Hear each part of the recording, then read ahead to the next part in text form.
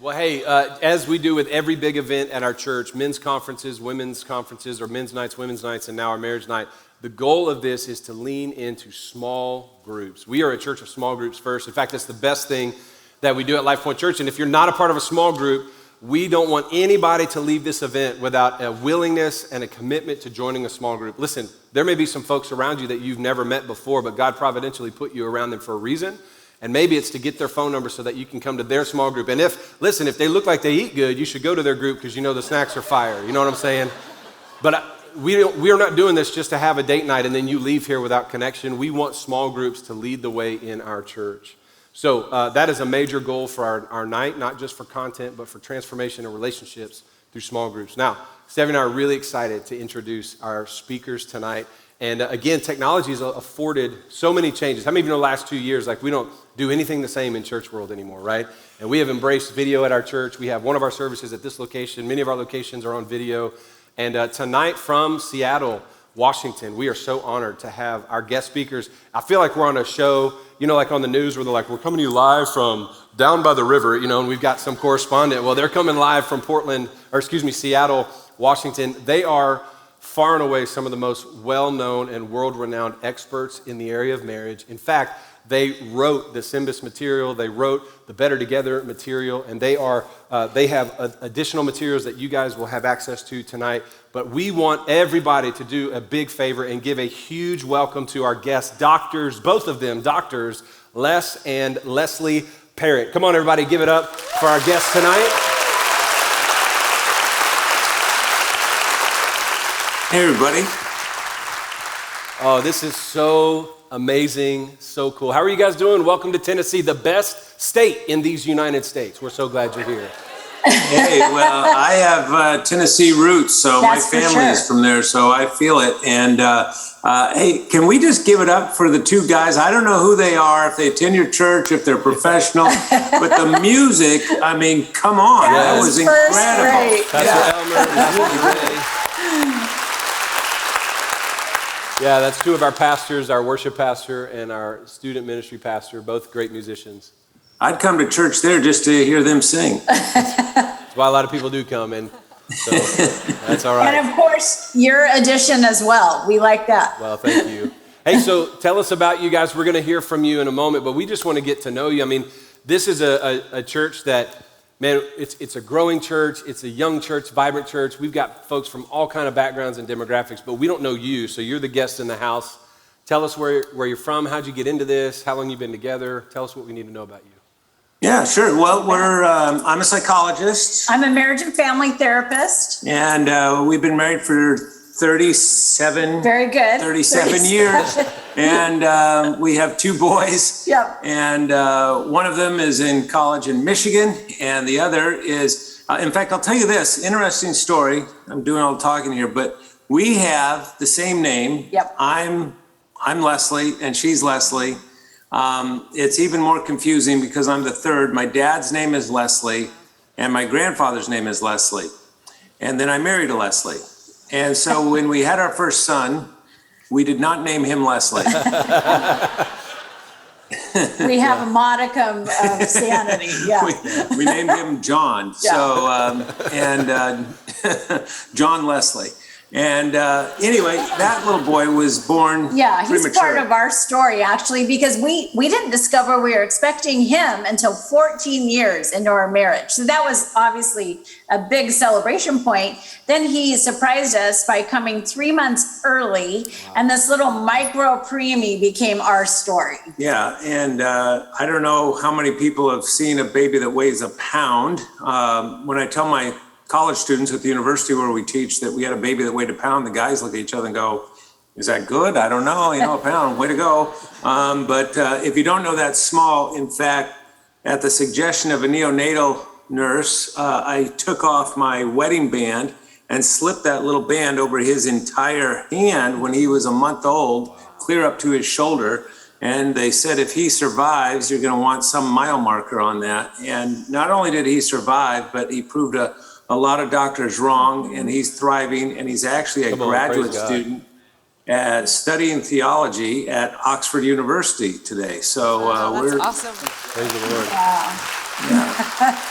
So that's our family and our credentials. What else? Yeah, and our passion, obviously, I hope, is for marriages. And it's not even that we're just professionals in the area, but it's our story, our pilgrimage as a married couple. Yeah, we have a BHAG. Mike, do you know what a BHAG is? A big, hairy, audacious goal. Is that right?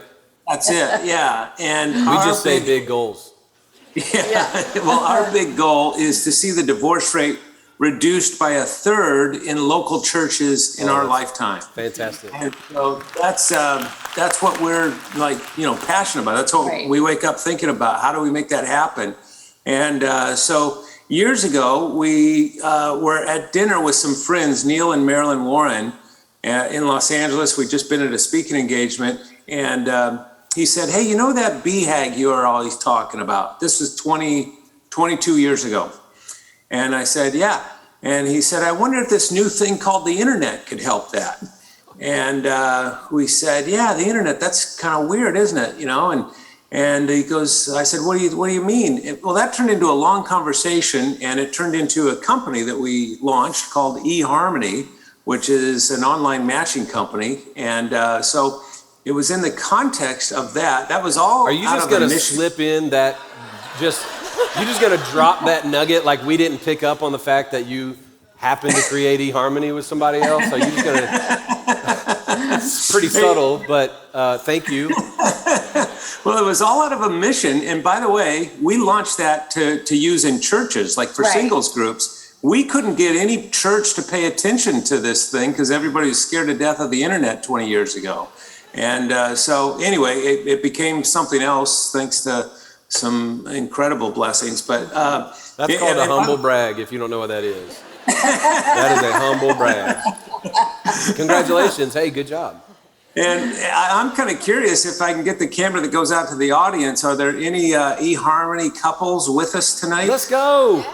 Let's go. Yeah. We got staff members that met on eHarmony. That's right. That's great. That's right. That's awesome.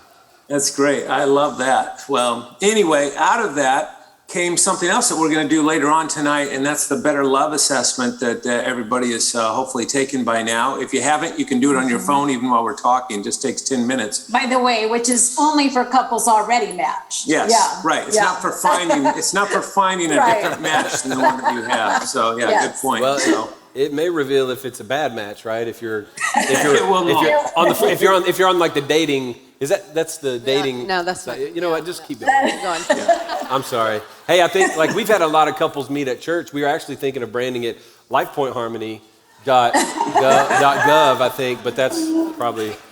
I love it. I love it. Yeah. No, the assessment we're going to look at tonight, Better Love, there's no way to fail it. You won't get any indicators, oh, you're in big trouble. It's all designed to be guilt-free and shame-free. And so we'll get to that later. But anyway, that's part of our story. That BHAG is what we're passionate about. And by the way, in case I forget to say it later, this little assessment that we're all doing is part of that because this is incredible to me.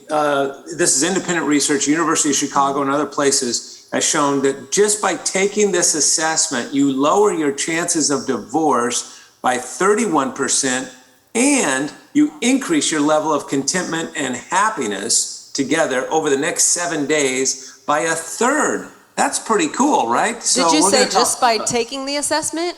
Just by taking it. Yeah, that's amazing. Yeah. I know, just that act of awareness and the conversations that come of that is so helpful as a couple. Yeah, so we'll talk more about that as we move along. But anyway, that's a big part of our story. And you have another resource available, Loveology. Yes, thank you for mentioning that. Tell us about that, because that's a resource you wanted to gift us, make sure that we knew about tonight. We're gifting it to everyone around the world, actually, because it's totally free. And so this is something that has been just, you know how obsessed I've been. Yeah, this has been our burning passion because this is the gift we want to give the world. This is it started at the beginning of COVID, and I was watching Jimmy Fallon, and I was watching Jimmy, who's the other Jimmy? Kimmel. Jimmy Kimmel. Or Swaggart. Jimmy Swaggart, that guy too.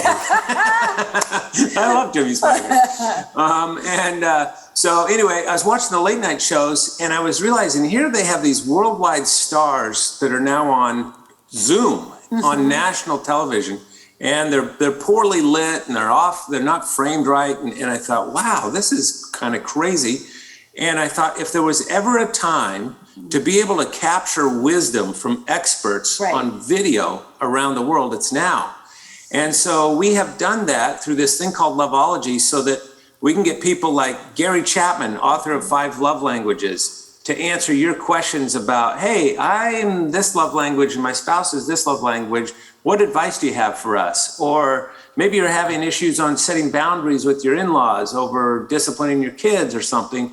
Who better to answer that than Henry Cloud, and who wrote the book on boundaries, right? Yeah, and by the way, you can access this in the privacy of your own home at your leisure. Questions on your, what matters most to you. Yeah, in fact, everybody in the audience right now, if you would just take your phone out right now, this will cost you nothing. You don't give your email, you don't give any identifiers, and just go to loveology.org, loveology.org, and L-O-V-E, loveology.org, and you'll very quickly see what's going on there. And by the way, Stephanie and Mike, this is what we call a soft launch. This isn't the big reveal. So you're getting in on this before it's announced to the world, which will still be a few weeks from now. Awesome. This is before the grand opening. Yes, exactly. But it's the kind of thing that you can get a nice feel for what it's going to be like. But we'll have thousands of videos on there. We've already shot over 500 of them.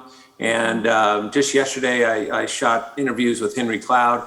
And so anyway, those are all there. They're for free. They're all less than 3 minutes. So it's not like a class. Right. You don't have to sit down and settle in. This is for questions on the run. You're having a question, you can get help. Maybe you're in the grocery line and it just pops in your head, man, I wish I knew how to forgive better or whatever. You can just look up in Loveology and you'll find a world expert to answer. Or you can ask your question. Yeah, pose your questions there too. We love that. So we've had, even in this soft lunch, we've had at least 100, I think it was 157 questions have come in over the last 48 hours. So. And I was going to ask too, is that all faith-based? Because I was looking at that website and it's pretty awesome, you guys. You need to get on there because I think some of the questions we have in marriage are personal. And like you said, you can watch this at home, you don't have to put it out there for everybody, but anytime we're Googling stuff online about personal questions, I think it's really dangerous. So this is a website I would absolutely trust to go to.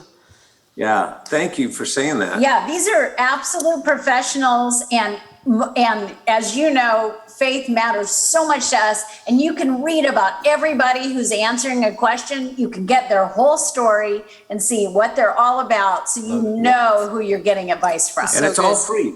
All free. We're not selling anything. We're not pushing anything. It's just advice it's a total nonprofit in the best sense of the word. So that website is the word love and then ology, OLOGY.org. We'll also post the link online for those of you who are joining. Hey, I want to pull away for just a second. We want to set up again the groups portion of what we're doing here tonight, and then we're going to hand it off to you guys to run the session, lean in on the hard stuff and teach us tonight. But we want to remind you that the reason we do events like this, big nights, men's, women's, and marriage, we're not a conference church. We're a church for ministry, and we believe the biggest thing may be Sundays, but the best thing we do is small groups. And so we want everyone in our church to be a part of a small group. And if you're here, we'd love to launch you into either hosting or participating in a small group related to marriage and family. So we want you to check out this video, and then you're going to hear from our small groups pastor, and then we'll get right back with Drs. Les and Leslie Parrott. Check this out. So my favorite thing about our small group is the friendships that we've created. Meeting other couples, and we're kind of newer parents, so it's been really great meeting other people in the same boat. And also, I really enjoy the kids and seeing them grow together and have fun together, and it's a day we look forward to during the week. But we're all in different stages of life, so we're just kind of pulling from each other's experiences. It's how everyone takes care of each other and how we're always there for one another. Personally, seeing the growth in my wife to step forward and to lead and to actually teach and expound on God's word.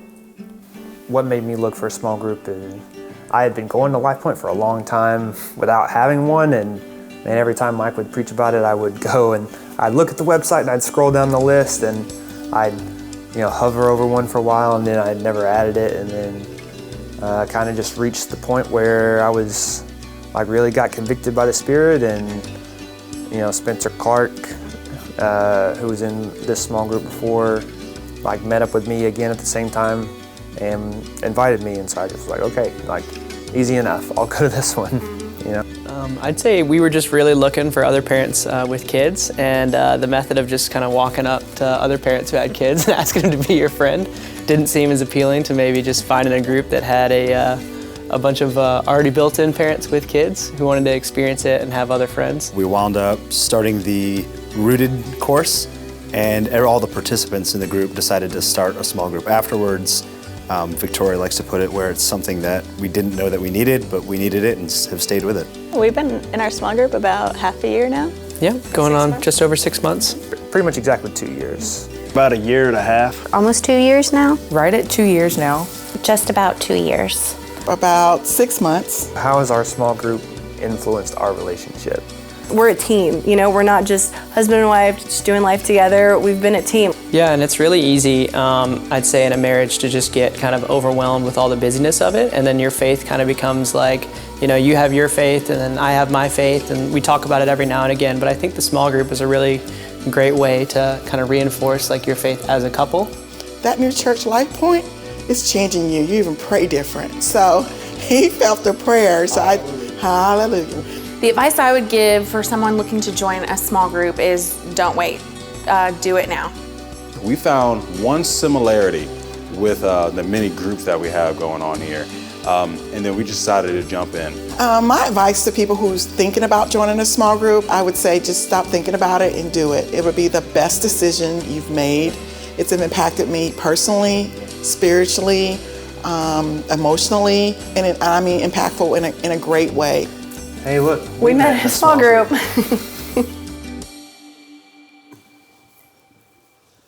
All right, can we give it up for our couples there? How awesome is that? So listen, there's really not much more for me to say, is there? You heard them, just like Nike, just do it.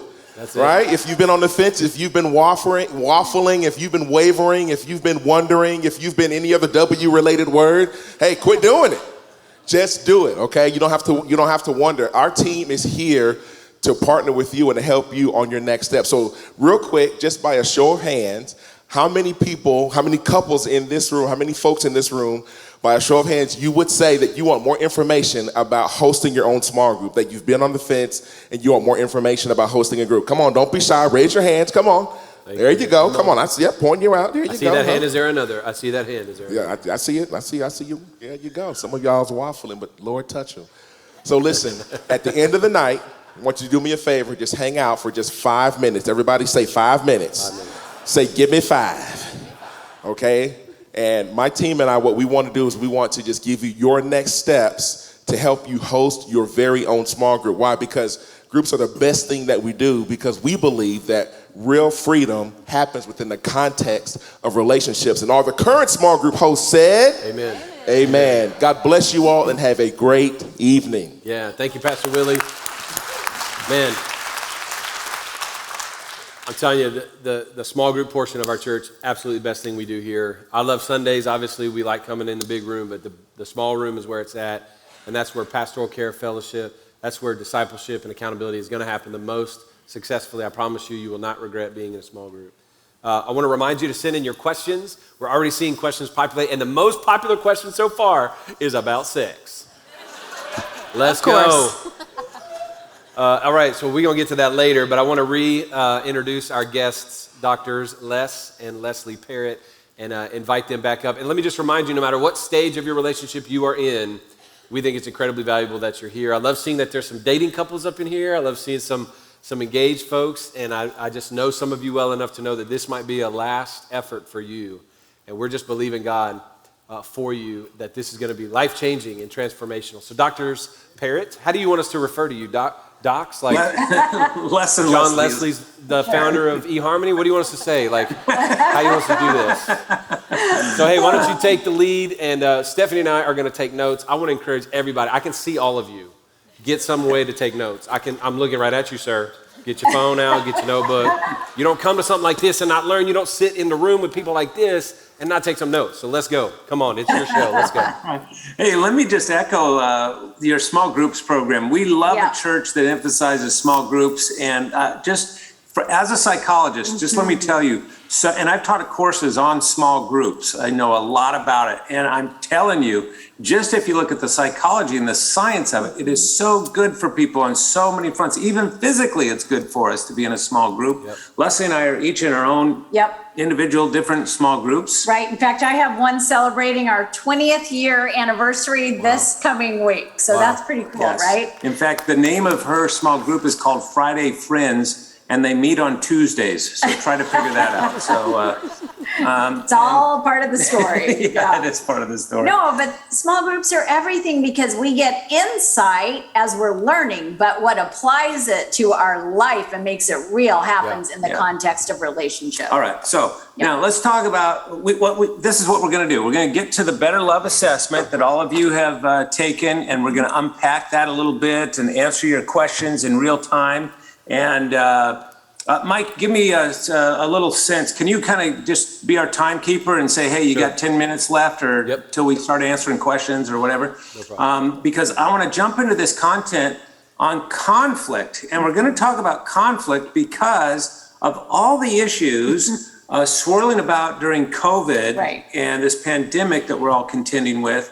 There has been a 33% increase among married couples in the amount of conflict that they're having. That's huge. Right. That's a gigantic leap, right? Yeah, I mean, that's a hit for our relationships. And of course, it makes sense. We're dealing with the uncertainty and ambiguity that has gone on, and that stress seeps into and between us. Let me ask just the audience here. How many of you have had a conflict with the person you're seated next to sometime within, let's say, the last month? Just raise your hands, all right?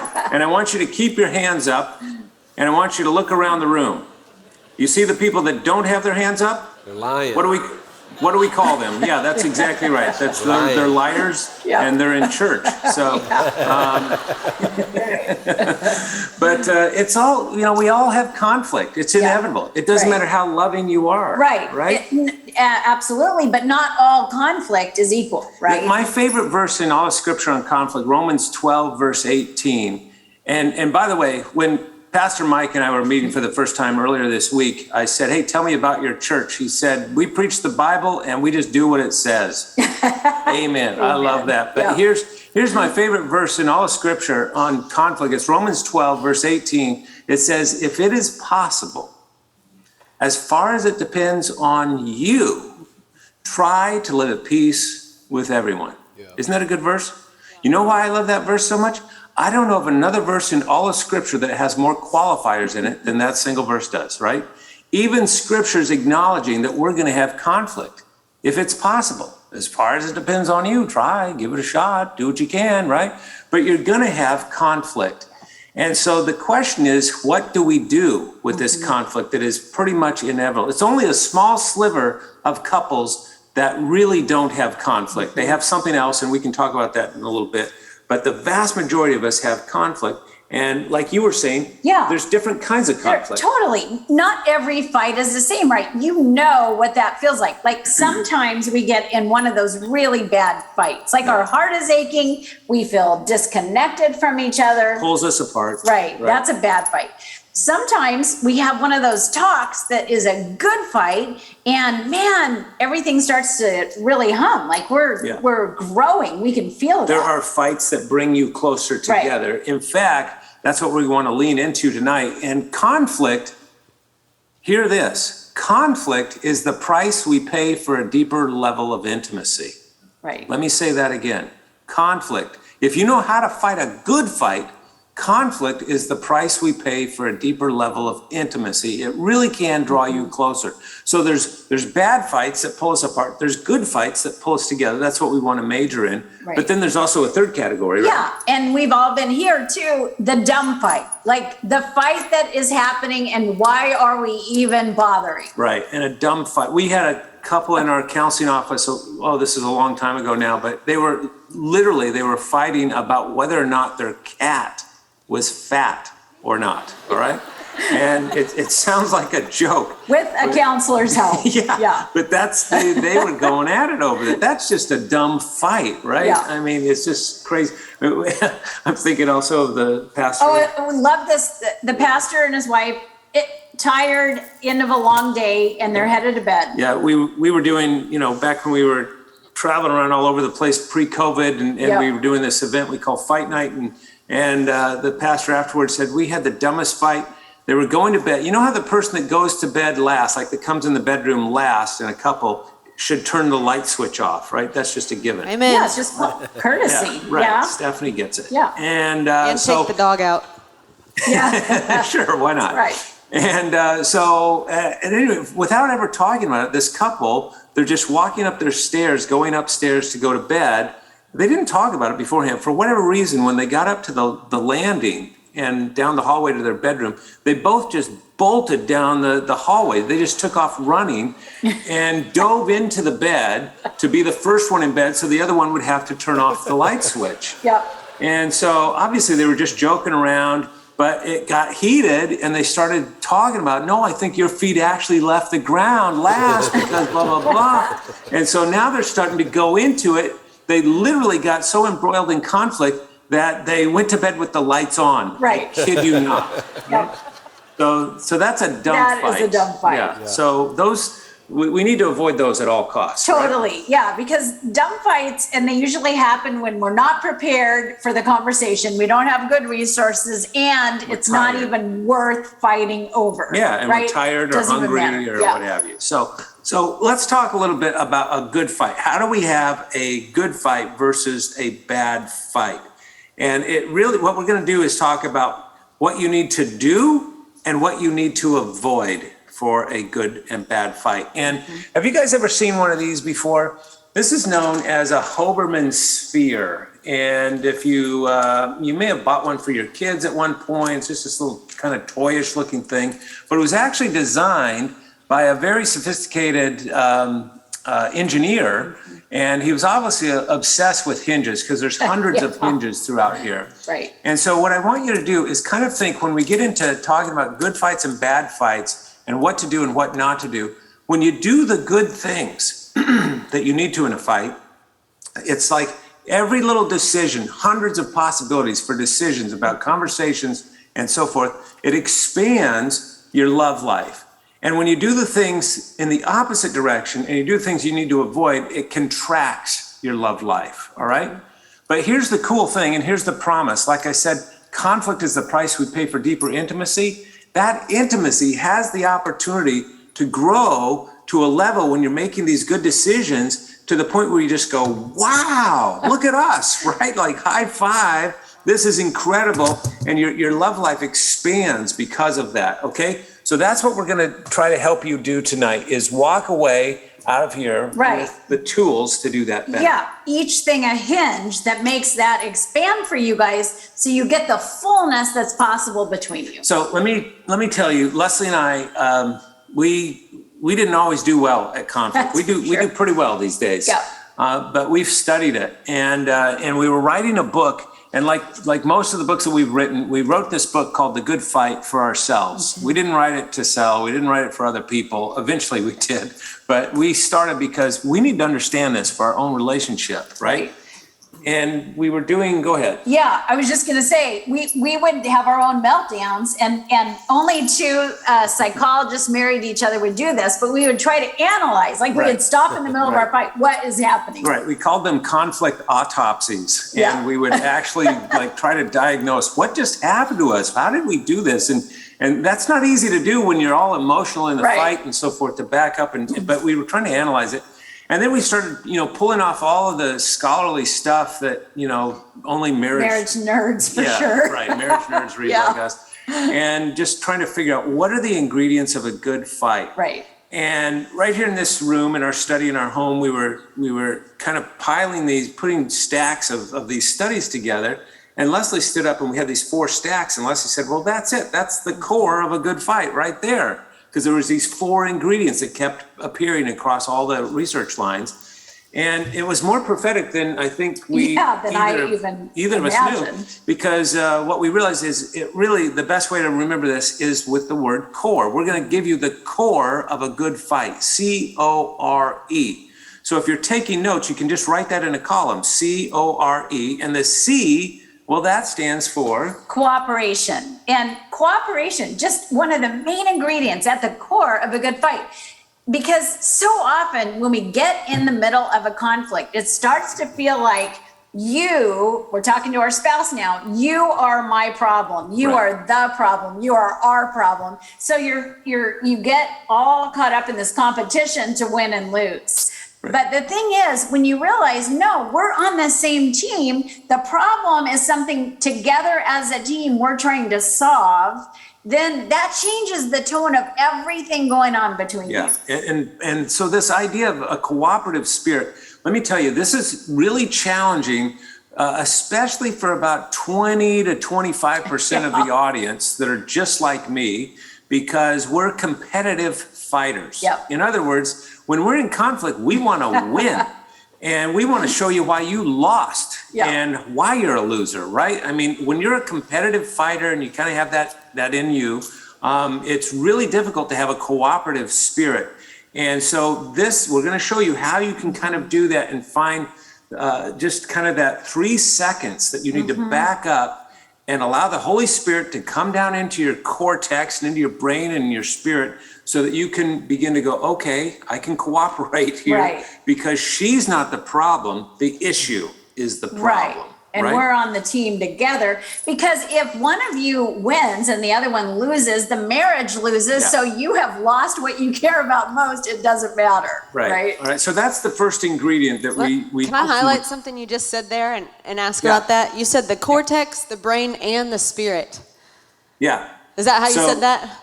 I did, yeah. I love that, because there's an element of thinking. Sometimes we over-spiritualize and we don't think, or sometimes we just think and we don't spiritualize. So I love how you put those together. I just wanted to I appreciate that, and only probably a Christian psychologist talks like that, but it's and only a Christian or only a psychologist has this. I was going to say, not just a Christian. I pulled this off of my shelf, and people are going to think you were set up to ask that question. She was not. But I literally have a model of the human brain right here that lives on my desk, okay? And there's something in our brain that's deep down in here, all right? So this is the brain, the eyeballs will be going out this direction. This is the frontal lobe, the cortex, where we make all our important decisions and so forth.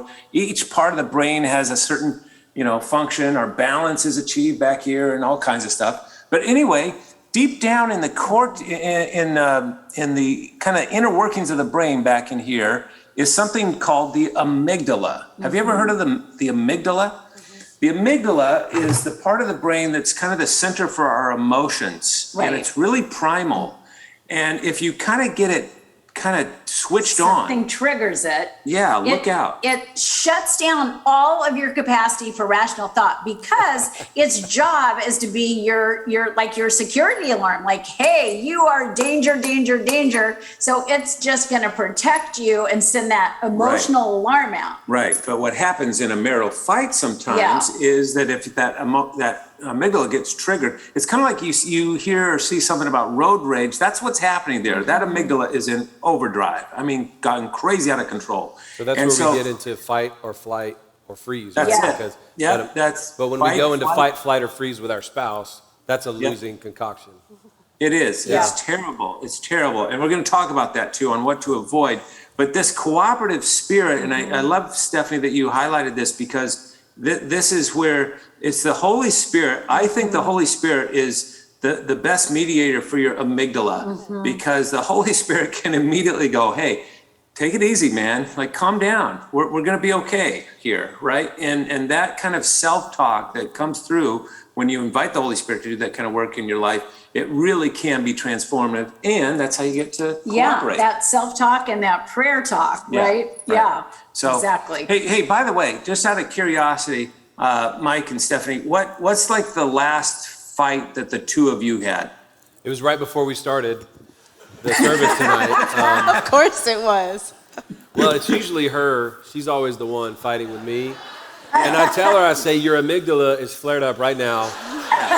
And I'm going to pray over you because I'm the theologian. So I just put my hand on her amygdala and I just... No, he was about to tell a story upstairs. And I said, no, don't tell the story. He goes, I think I'm going to tell the story. And I said, well, what story are you telling? And then anyways. Yeah, that was the simplest conflict. But probably, I mean, you know, it's interesting. We conflict over parenting, of course. We have 4 daughters, 14 down to 7. And sometimes mitigating their conflict creates conflict for us. If I'm being too strong, she'll correct me or try to challenge me in front of them. And I'm like, don't tell me what to do. I'm super dad right now. And, you know, and vice versa. So, I mean, you know, it's consistent. You know, she fights a lot. It's just inevitable. And I asked you because I want everybody in the audience to realize, hey, even pastors fight, right? Yeah. Not just about No, pastors' wives pick fights. Let's be clear. I never confessed to any of that. If you guys only knew. Well, it's funny. You talked about being a challenger and a competitive person. So a lot of people use the Enneagram to not be led by the Spirit. For the record, don't use your personality type to not be Spirit-filled. But I am a challenger. I'm an 8, and I'm a winner, and I love debating just for fun. It's sparring. She laughs that I love a good argument, and I'll go out to lunch afterwards, and they're like, I don't ever want to see you again in my life, you know? And I'm going, what? We just rationally battled it out. Right. You actually feel connected to somebody who you battle with because that's engaging. Yes. Yeah, and 2 8s, like I'm an 8 too, and so you can just go at it and then go, oh, that was fun. You want to get a milkshake? While playing spades, like yelling over the spades table, totally. That's awesome. What is wrong with you guys? That's what I say. Yeah. You mean what is great about us guys? So the C is for cooperation. Right. That can be more challenging for some of us than others. And then the O, remember we're spelling the word core, and then O is for ownership. Right. This is all about that moment in the conversation. You're starting to realize, okay, this is going somewhere I didn't anticipate. We're starting to have conflict. And even if you, in that moment, don't think it's your fault, like, you know, this is not on me. I did not spark this conflict. Yeah. But even any kind of ownership where you'll say, okay, the way I'm reacting to you right now is creating a lot of chaos between us, and I am so sorry. Whatever you can own, rather than blaming or shaming, that is the best decision to make in the core of a good fight. And this takes some humility, right? This means taking your pride and putting that in abeyance. I often say to an audience, hey, have you ever had a pride fight? And of course, they're all pride fights. That's where it comes from, right? This is saying, put that pride in abeyance, even if it's just momentarily.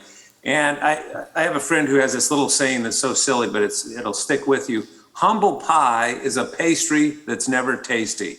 And isn't that the truth, right? Yeah. To swallow our pride and, go, okay, I own my piece of the pie here. I will take responsibility. That's what we mean by ownership. Yeah, and you're owning your own part, and you're also saying, I'm going to relinquish the desire to see whose fault it is, and I'm going to own resolving it. And you're just focused on the outcome. All right, so that's ownership. Cooperation, ownership. The R is respect. Respect is so fundamental to the core of a good fight. Literally, we like to say respect is the holy ground of a good fight, because no matter how difficult it's getting between you, no matter how mystified you are that you're at odds with each other, if you can convey a genuine respect for you, even in those moments, that saves the day. Yeah, I love it that you said that it's like the holy ground of a good fight. You really have to do that, because if you don't, as we'll show you from the research here in just a second, you'll see that if you do the opposite of respect, it is like pouring poison on your relationship. So you just got to do that. And that means respect is we got to avoid sarcasm and like going after folks, and that's contempt. We'll talk about that in just a second. Yeah. But well, I think that's worth stopping on, because sometimes I think one of the things we've seen a lot in pastoral counseling is we don't know how to fight fairly or with honor. Like you can address issues without addressing their past. You don't throw up their family of origin. You're just like your mother. That's disrespectful. It's dishonoring. You can fight with honor, right? You know, in many of our church are soldiers, former or active duty, and you know, Geneva Convention rules taught how to fight wars with honor, and we're fighting a war today that's dishonorable and it's crazy. You know, like the kind of warfare that we fight in the war on terror in particular. You know, we didn't have those conventional rules, but we learned in military how to fight honorably. But we don't know how to do that in family and marriage. Our kid, we're dealing with that with our kids. You know, using. And in the pastor's home, spiritual language is doubly dangerous, right? Yeah. How can you do this there and treat me this way, right? Like, what kind of, I've had family members tell me, you call yourself a pastor and you blah, blah, blah. I mean, any of those kind of barbs, I think it's worth attention for you to even unpack a little bit. What does it mean to become disrespectful and dishonoring in fights? Because that's where a lot of couples lose it, honestly. I love it that you brought up that. I'm going to steal that analogy of the Geneva Convention, because that's what it is. It's honoring in the midst of fighting. There's certain things we know, this is out of bounds. This is hitting below the belt. You don't do that in this family, in this relationship. So I love it that you pause there. Hold on to it, because when we come back around, we're going to show you 4 things to avoid, and one of those is directly applicable to what you're saying. And you'll understand when I get there. I want to talk about sarcasm and some other things that relates to when it comes to that. By the way, this is a total aside, but when you said spiritual language can become dangerous, it made me think about this. Les wrote a book, which is actually my favorite of all of his books. I had nothing to do with it. And it's about how to love like Jesus. It's called Love Like That. Yeah. And it's so funny you would say that about fighting, because you were locked in. With Jackson? Yeah, you were locked in a little conflict with Jackson, our teenager. Yeah. So I was in the midst of writing this book, and you know, when you're in a family where there's an author or 2 of them, you know, you just know you're going to talk about it over dinner. And so our boys, you know, the youngest one was in high school at the time, early on. And so he heard us talking about loving like Jesus a lot, loving like Jesus and so forth. And what does that mean in practical terms? And how do you really do it? And it feels like climbing Mount Everest. Is it even possible? And all this kind of stuff. We were having all this interesting conversation.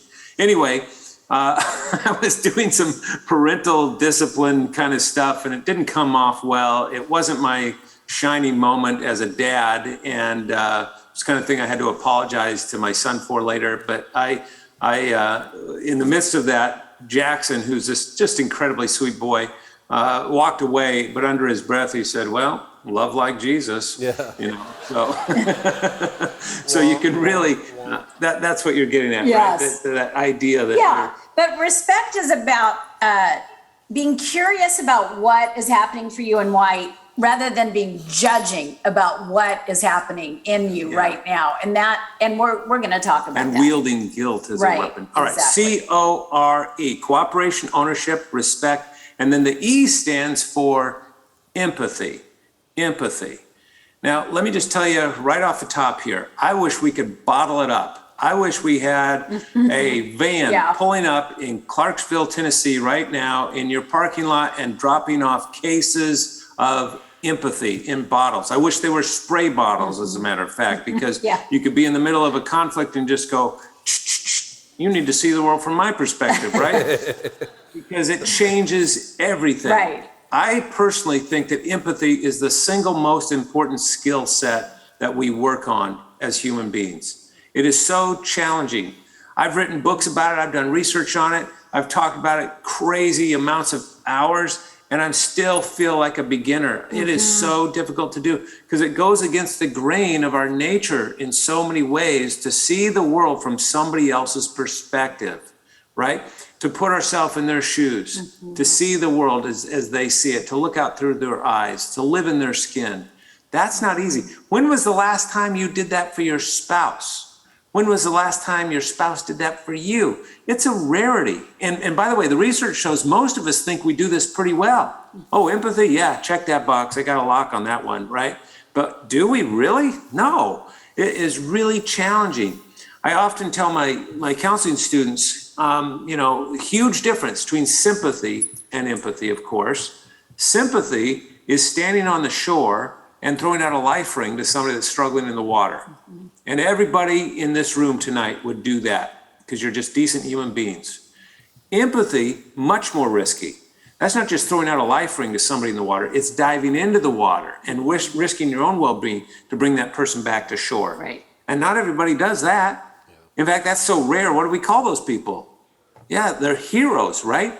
And it's just as heroic when we do that in our relationship, when we try to see the world from our partner's perspective. Yeah, I mean, it literally, without you even being aware of it, changes you. It rearranges the landscape of your soul, and you respond so differently to each other when that happens. Yeah, and it's the kind of thing, there is a bit of a gender difference here because women tend to sympathize. They love with their hearts more readily than men do. Men tend to analyze with their heads more readily than women do. And empathy involves both your head and your heart. It's analyzing as well as sympathizing. It's like two wings of an airplane to get empathy off the ground. That it requires both of those. Yeah, so it's getting a lock on the feelings that are happening, but being objective enough to know that what I would feel in your shoes isn't necessarily how you feel. And I want to accurately know your thoughts and feelings, not me. So as iron sharpens iron, we can help each other oftentimes in a marriage relationship do this better. But this is one of those ingredients of a good fight: cooperation, ownership, respect, and empathy. Now, here's the deal. In fact, let me ask you guys, Mike and Stephanie, next time you guys have a fight and you're dealing with some discipline issues with your kids and the two of you are kind of going at it, how realistic is it that you would go, hold on, wait just a second, let's make sure we're focused on the core of a good fight, right? No one in their right mind is going to do that. In that heated moment. Right, because this thing has been triggered. That amygdala down there has been triggered. And so you're not going to you're not going to go CORE, let's do these 4 things. So what do? Well, here's the secret. You don't have to do all 4 of these. In fact, I want you to think about those. Maybe you wrote them down. You can look at your list: cooperation, ownership, respect, empathy. I want you to think about the one that you do best. In other words, the one that comes easiest for you. Which one comes most naturally? Because that's the one, that's the thing that you want to lean into the next time you guys are in the midst of conflict. You don't have to remember the whole list of them. Just remember what yours is. Maybe it's cooperation, maybe it's ownership, maybe it's respect, or maybe it's empathy. Which one of those comes easiest for you? And believe it or not, when you're able to lean into that one thing, something amazing happens. It's like this is a miracle of grace that God has woven into relationship dynamics. Because if one of you is able to choose one good thing, let's say in the midst of a fight, I go, okay, I'm going to own this. Like, I am sorry. I just reacted to you. It created so much emotions right now, big feelings. And then what happens is I start to feel empathy for Les. So I'm not even trying to, but now he's feeling respected. There's empathy in the mix. So the others just sort of trail in without you even trying. And then it's almost like you're pulling one of the ingredients, one of the 4 ingredients off of a bookshelf. I mean, like a bookshelf or something in your pantry. And it's like you're just focused on that one, but the others will tend to follow. It's like they're connected with string and they will tend to follow. But then something else even happens that I think God, again, it's a grace gift for us. Right, this is magic. Through something called mirror neurons. Yeah, have you ever heard that term, mirror neurons? God has created us with something in our brains called mirror neurons. All that means is if I start to offer the gift of ownership to Les in the midst of a fight, or if he does to me, what happens is our spouse that we're with starts to mirror it back to us, because when we're given that gift, it draws that very same quality out of us back to them. It's not even a conscious thing. It's just something that happens in human beings. And so when the bottom line here, it only takes one person one person in the couple to turn the whole thing around. With one good choice, Yeah. because of that synergy and that contagiousness Yeah. of a gift offered in conflict. So let me ask the two of you. Out of these four, cooperation, ownership, respect, empathy, Stephanie, which one is the one that you would pull off the shelf first for you? I think a go-to for me would be, he's listening. I'm just going to remember this. Oh. Honestly, it's probably respect. Early on in marriage, we set ground rules for how we would fight and said we're going to talk about the current issue. We're not going to pull up things from the past, and we're never going to degrade in how we talk to one another. So we would just stay on task and be that's the word, respect. So I guess that's a go-to for me. Yeah, how about you, Mike? Probably all four. I'm sorry, I'm being a little obviously which one facetious. is it? I think we did have some ground rule boundaries early on that we can both rely back on quickly. What's interesting is you talk about this. When you're in conflict, if one of you starts going, hey, I want to pull us back to these ground rules, all of a sudden you start rallying together for something instead of against each other. So if you go, hey, we're going to rally around respect right now. You're not speaking to me with respect. You're not speaking kindly. Okay, you're right. Let me focus on how I'm saying this. Then all of a sudden you're fighting for common ground in how you're fighting, and it'll change the way you fight about the thing that's dividing you. You know what I'm saying? But I probably would agree with her that it's going to be respect. Cooperate, depending on the thing we're fighting over. Cooperation, we always want to be on the same team. So let's do this. Let's just turn the cameras, as it were, literally and figuratively onto the audience, and you had time to think about this yourselves. How many in the audience would say, for me, it's going to be cooperation? Just raise your hand right now. If you say, my number one is cooperation. I'm looking for hands. I see a few out there. All right. Raise them real tall so they can see. Say that again. She's telling them to raise them real tall so we can see. Good. Yeah. And how about, let's see, cooperation, ownership. Raise your hand if ownership is your number one. All right. All right. And then respect. Lots of those. Yep. And if you haven't chosen one yet, this would be a good one to choose. E for empathy. How many say empathy? All right. Yep. That's fantastic. All right. There you go. So that's, I didn't want you, so many times you give a list like this that has a easy way to remember it, but that's not the goal here, is to just go, oh, let's do core. It's not that kind of a thing. It's to identify how God has hardwired you in this sense to do one of those. Right. All right. And to understand the power of doing that so that it really moves you in the right direction. And keep in mind, only takes one person with a little bit of sanity up here to just go, I'm going to pull that off the shelf right now. Okay, and now let's flip the coin, the proverbial coin, and talk about what to avoid. How are we doing on time? You've got about 16, 17 minutes before Q&A, but honestly, they got childcare, so we're good. Well, I want to get to the better love assessment, so I'm going to breeze through these pretty quickly here, but these are 4 things to avoid. Now, you're going to think, oh, they just came up with 4 things to do and 4 things to avoid, so it balanced. That's not the case. This is literally what the research reveals. In fact, there's one researcher, his name is Dr. John Gottman. He happens to be here in Seattle, colleague of ours. He's retired now from the University of Washington, but he had something for years and years before we ever got started in this called the Love Lab, and doing all this incredible research looking at how couples fight, and he's been able to predict with it, is it 94? 94. With a 94% accuracy rate, he can predict whether a couple will succeed or fail in their relationship based solely on how they fight. And that's not whether they fight, it's not how often they fight, it's not what they fight about, but just how they fight. What is he looking for? He calls these 4 things the 4 horsemen of the apocalypse, because these will usher in doom. Yeah. Here they are. The first of these is? Criticism. Just that critical comment that can spark a conflict. Yeah, every conflict begins with a critical word. You always make us late. You never pick up your clothes. All right? So that's what sparks a conflict. But let me just add quickly that I love this caveat that complaining is okay. It's welcomed in married life. You do not always have to have only positive feelings that you share with your spouse. Right. You can be honest and authentic, and you need to be.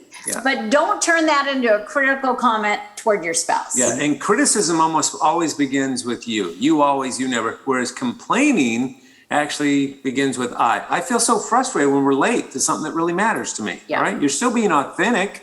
All right, but it just is a slightly different thing than a critical comment.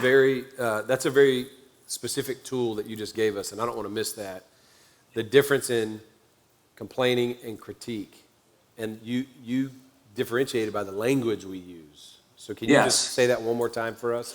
It's the same concept that you have an issue with something. Your spouse is making you late, and rather than saying you always make us late, that's the critical comment. That's diagnosing the person, telling them they're not succeeding, versus how I'm experiencing the situation right now. I feel so frustrated when we're late to something that really matters to me.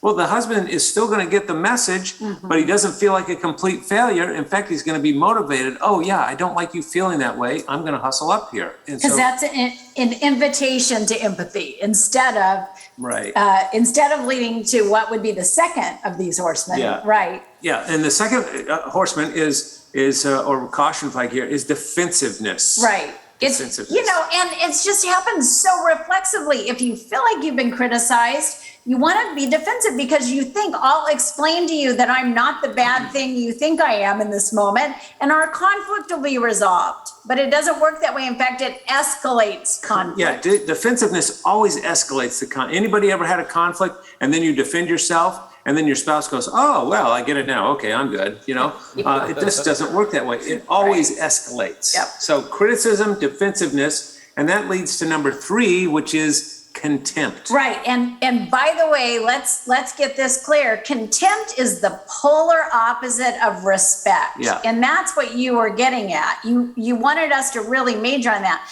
Contempt is not offering respect. Instead, it's that sort of it's belittling. Anything that makes you feel about that tall, right? When you're talking to your spouse, that's belittling, kind of contemptuous character assassination. And it's usually sarcastic. Way to go, Einstein. Regular genius, aren't you? That kind of talk.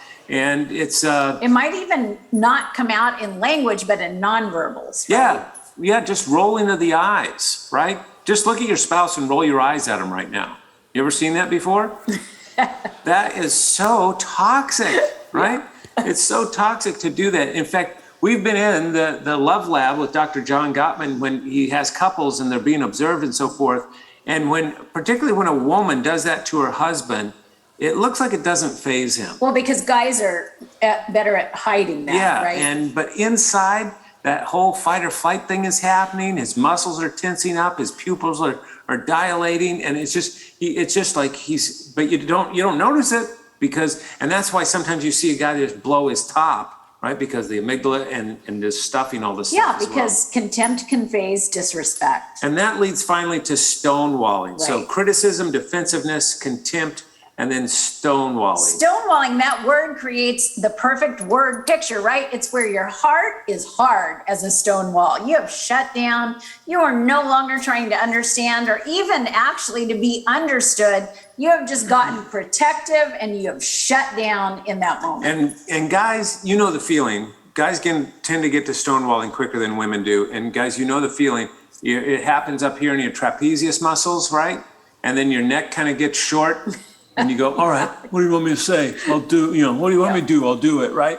And if you don't leave physically, you leave emotionally. And that's what we mean by stonewall. Yeah. Yeah. So. And there's a bookending effect because guys do get to stonewalling more often, but women more frequently will make a critical comment that could spark a fight. So these are the 4 things that he's looking for to make that prediction. And if you're feeling nervous, welcome to marriage. Right. Because we all have these to some degree or another. Welcome to being human, right? He's looking for the couples that don't know how to short circuit the system, right? But that's why we talked about what to do. Now you know what to pull off the shelf to intervene on these 4 horsemen of the apocalypse. So 4 things to do. And when you do those things, it expands your love life, right? Each little decision is a hinge that's opening up. And when you do the things that you shouldn't be doing, right? The 4 horsemen, the caution flags, they contract your love life. So it's up to you. It really is, because of our mirror neurons and all the rest. So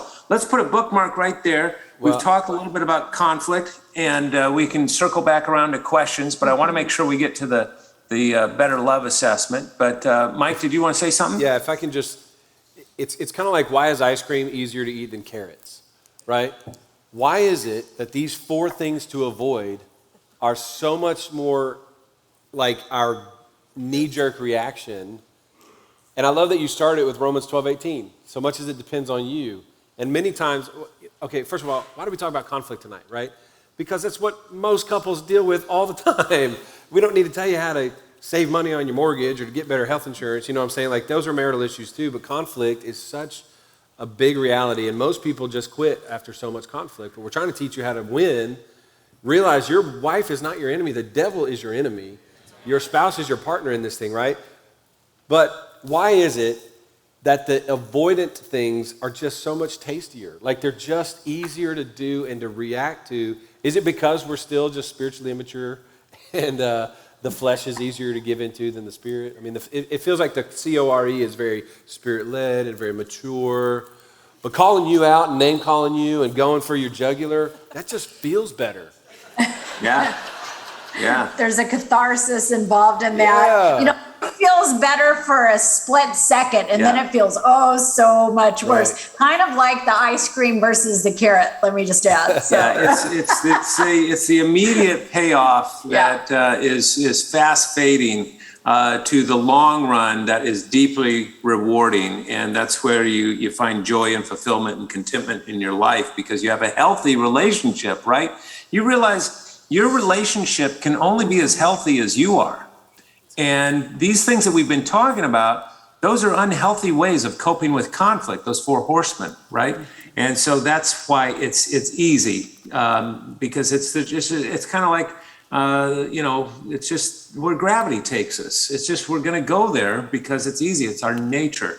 But a mature, healthy person goes, hold on a second, not the best choice. Yeah. I'd like a better payoff than the immediate satisfaction of telling you off. So I'm going to take another path. By the way, I mean, just like there's that instant gratification of doing the easy thing, as we've said, God has created us with this amazing biochemistry so that whenever we're able to do those things in the core, the empathy and the ownership, that creates a shower of, biochemicals that make us feel connected and loved and understood. So there's a big payoff there too, if you can just remember that. Yeah, it's so true. Yeah. It's so true. We're designed to really go to that more health-giving path if we make the choice to do that. But that's the challenge, right? So the easy, wrong thing versus the hard, right thing. Yeah, and it's military language to do the hard right thing. That's where I learned that. It's from soldiers. I remember as a young pastor, I had a special operator. We were trying to make a decision as a church, and he said, "Pastor, we're going to do the hard right thing." And that's language that a lot of our people know. It's language that we can employ in combat. Many of us know how to employ that language at work. It's not running the red light when it was yellow as you're approaching. It's the hard right thing, but it has a better payoff, right? And why can't we do that in the relationship that is the only one God's joined together, the only person I want standing next to me at my grave, I'm not going to be standing there at my bedside before I die. She's the only person I want standing there, and it takes hard work to ensure that, but the right things are hard. And the easy things are dangerous, so anyway, it's ice cream, so good, versus carrots. Well, thank you for that. I know you want to get into the better love assessment, but I felt like a pause, and you'd asked us to kind of engage with you on this discussion. Absolutely. So thank you for inviting us to participate in this too. You guys are great. In fact, you're so good, you're going to travel with us to wherever the next city is. Hey, we'll be available on loveology.com, 3-minute videos, and I can work a contract to get Jeray and Elmer to sing love songs for loveology.org. Come on. It's so good. I love it. By the way, even working hard and doing the right thing on your marriage can be fun, and that is actually what better love is all about. By the way, do you know the name Montel Jordan? Oh, yeah. Yeah, he's on Loveology, and one of the things that we've learned and he's a pastor in Atlanta as well. All they said is 680 stood, make a million records, and life sure will. That's right. This is how we do it. And so anyway, one of the things we've noticed is that people are posing questions just to him to hear his answers on Loveology because they want to hear from Montel Jordan. So we didn't know what we were opening up there. But all right, so let's shift gears and talk about this thing called better love. I'm working from the assumption that everybody in the audience, almost everybody, has done that. If you registered just at the last minute, maybe you haven't, but you will. It takes just 10 minutes to answer the questions, and it generates this little, it's a report, but it's not a report that like grades you. Not a report card. Right. Yeah. And so we're not going to walk through it page by page, but you should probably have this on your phone or on your device in front of you so you can see it. And I want to highlight specifically the first couple of pages maybe for you, because it is the bedrock for the rest of it that gets into other things. And then I'm going to also highlight the harmony page on the last one. But let's talk about this. So the page looks like this. It says personality. So if you have that in front of you, and what Leslie and I want to do is just kind of highlight the inner circle there within that pinwheel. And by the way, as you can tell, there's 8 different places you can land here. Maybe you are an analyzing spouse, a pioneering spouse, energizing, what have you. And you have a paragraph that describes you down here. And you're probably thinking, okay, so I get 1 of 8 paragraphs down here. But that's not the case, because your paragraph down there, it has nearly 40,000 variables that went into it to determine what should go in there for you specifically, all right? So if you are married to the same personality type up here in the pinwheel, you're gonna notice your 2 paragraphs are still distinct. Or if you meet somebody that you're comfortable with to share this with, and they're the same personality type, you'll see your paragraph is different than theirs, okay? So I just wanted you to know, this is a pretty sophisticated tool that we're dealing with, and in the inside of it, and by the way, let's ask just right off the top, Stephanie, like where are you on this pinwheel? What's the label you get? Mine says unwavering spouse. Unwavering, all right, so you're down here. In this area, and Mike, I don't even need to ask you. I think just in the short time that you and I have been getting to know each other, I'm gonna take a wild guess and say you are pioneering. Is that right? That's exactly right. All right. I'm actually overachieving pioneering, off the chart pioneering. Okay. All right. You and I should be in the same small group because I am also pioneering. Maybe yes. not. Yeah. Or maybe not. Yeah. But. If you look at the inner circle down here, what you'll notice is on that blue circle, I need my glasses to read that small, but on that inner circle, it says task-oriented up at the top. Do you see that? Mm-hmm. And then it says people-oriented on the bottom. So if you are above the midline going this direction, right, you're task-oriented, down here people-oriented. What does that mean? Well, a task-oriented person, what is that? Yeah. That's just explaining that your resting tendency is to give your attention and your energy to a project or a task, or that you're all about people. I mean, that's what that division is. So a task-oriented person, like if you're task-oriented, you probably love a to-do list, right? Yeah. You are the kind of person, like I get up in the morning, one of the first things I do is consult my to-do list. And the very first thing on my to-do list says, make to-do list, right? And if you're also kind of this way and kind of task-oriented, if you accomplish something during your day that's not on your list, what do? You write it on your list and then you scratch it right off, right? Because there's just a sense of satisfaction that I'm getting tasks done. Every day starts at 0, right? Yeah, that's absurd if you're a people-oriented person. Right. People. And so here's a telltale sign for Leslie and me. So I'm task-oriented. Leslie is people-oriented. Right, which means that your focus and attention is going to people, and that is where you're drawn rather than an agenda. That's right. Yeah. And so Leslie will come into my office right here at this desk where I'm seated, and she'll come into that door over there, and she'll just poke her head in, and I'm in the middle of writing something or doing an email or something, and I just do this. I'll just And then I just keep going, right? That's task-oriented. If I walk into Leslie's office, just poke my head in there and go, hey, you got a second? She drops whatever she's doing. She swivels around. Yeah, of course. What's going on, right? And she leans forward. That's people-oriented. Right. You get the idea? Yeah. Okay. So that's the top and the bottom. And then on the side, you will notice over here, it says fast-paced on this side and slow-paced on this side. Okay? Yeah, and that just explains the energy with which you move through the world. Like some of you, fast-paced, extremely urgent. Like no matter what is going on, it needs to happen now, and you're moving fast toward that goal. It's not just happening now. It should have happened yesterday, Yeah. right? Like, why are we still talking about this? Get it done. Right. And it's kind of like if I'm, got 5 grocery bags to bring up the stairs, how many trips should it take me? 1. Exactly, right? And I've got it on every finger, and I'm going, open the doors, I'm coming through, right? And not for a person that's slow-paced. We'll just take our time, and we'll get these up here eventually. I might come back later tonight and get the other bag, Again, this is not a character issue. It's not like you're lazy. It's just that you move through the world with just a more relaxed pace. You might be thinking about things. You're fully present in that moment, just not as urgent. Right, that's right. Yeah. You know the little button on an elevator that closes the doors faster? The arrows that point Yeah. in. Like you get in there and you're waiting for the. If you get kind of disturbed, if it is not good with your spirit to be in an elevator as you're waiting for the doors to close, and especially if somebody's running kind of slowly, the jog, to the elevator, right? And you're going, close the doors. And, because you're urgent, you want to get going.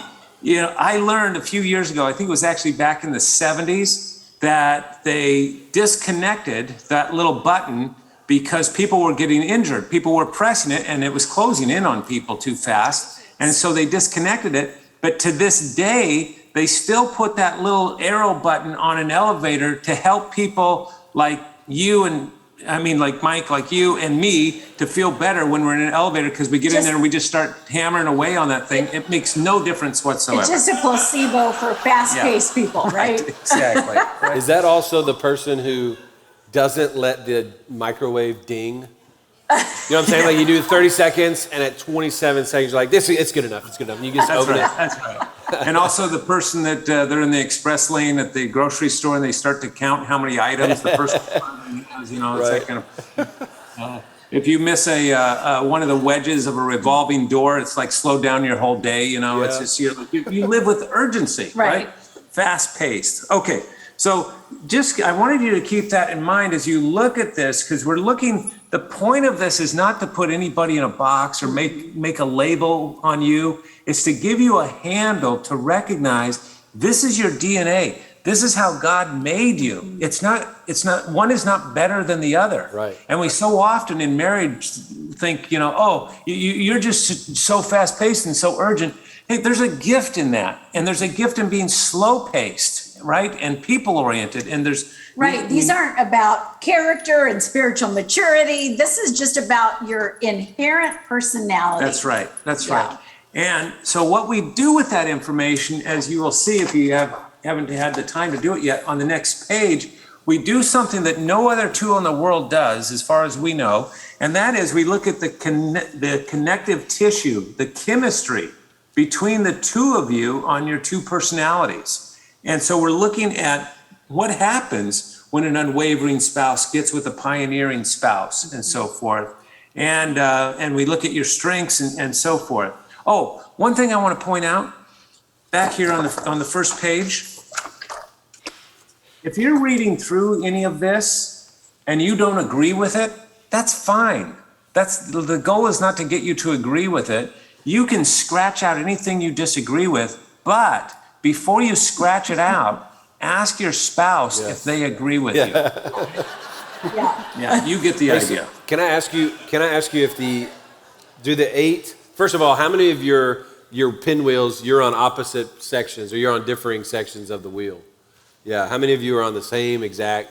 That's interesting. Okay. Because I thought the prophetess Paula Abdul said opposites attract. But How related is this to the DISC or the Enneagram? Because that's some of the language that some of us are familiar with. So we used to have a saying at eHarmony, and that was opposites attract and then they attack, okay? Because the truth is, the more similar you are to another person, the easier it is to get along with them. And it doesn't matter who you marry, you almost always feel like you've married your opposite, because we get to know this person so intimately and we realize how different they are.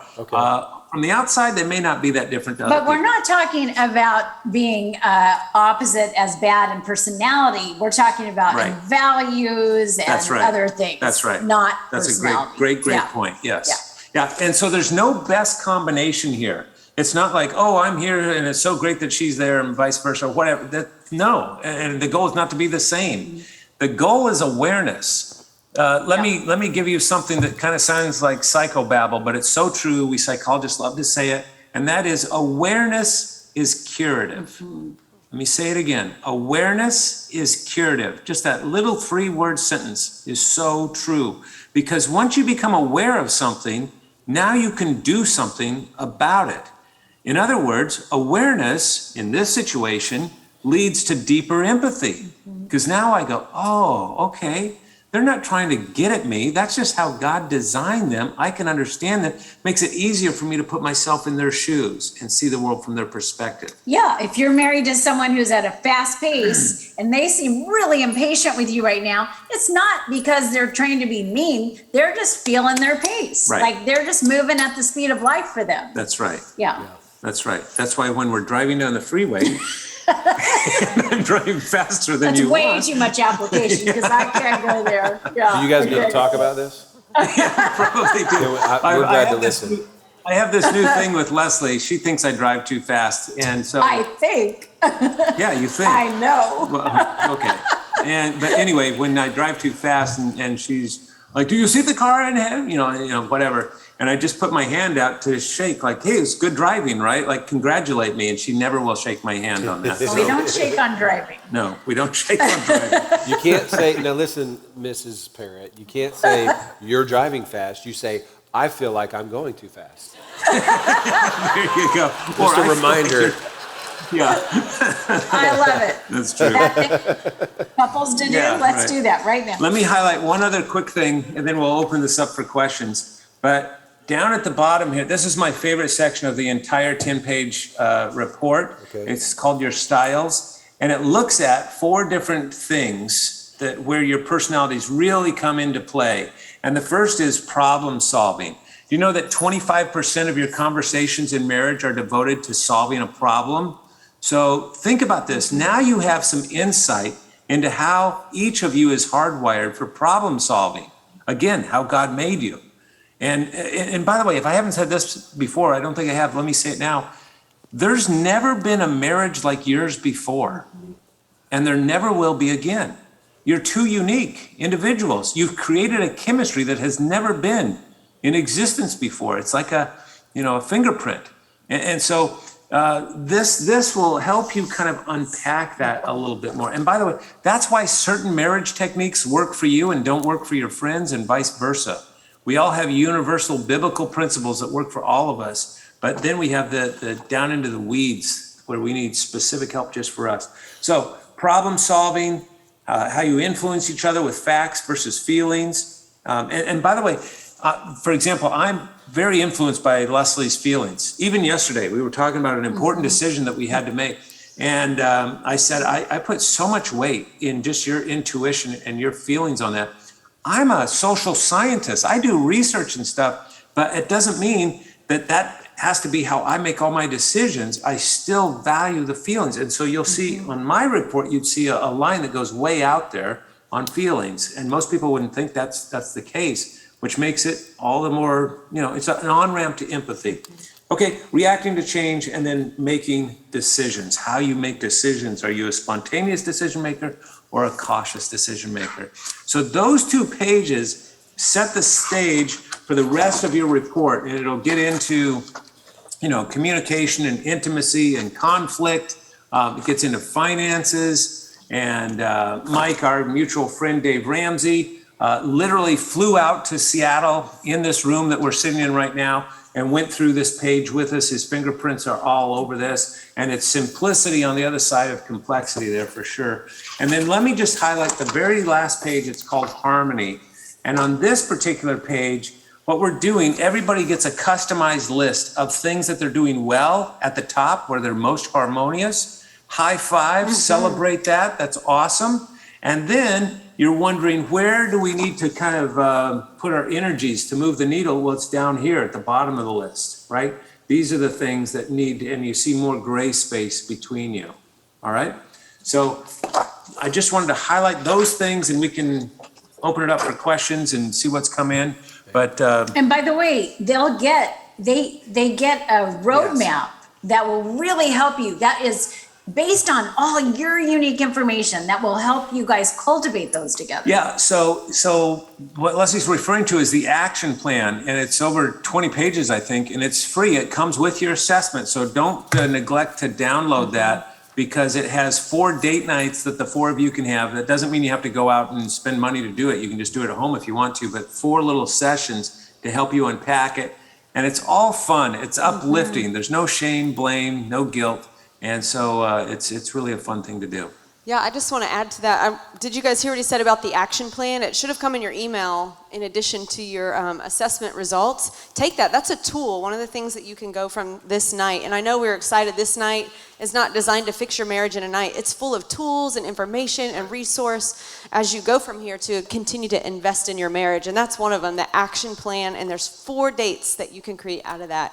And it's a great conversation. So thank you for that. And I'll also mention that if, because you guys are so proficient at small groups, that there's even a small group 4-week session that you can do where everybody kind of comes together around the better love thing. You don't have to disclose stuff that's personal and you don't want to, but it's a great way to kind of connect with other couples with your action plan as well. So, and that there's a little video series, 4 sessions with leader's guide and participants guide and all the rest.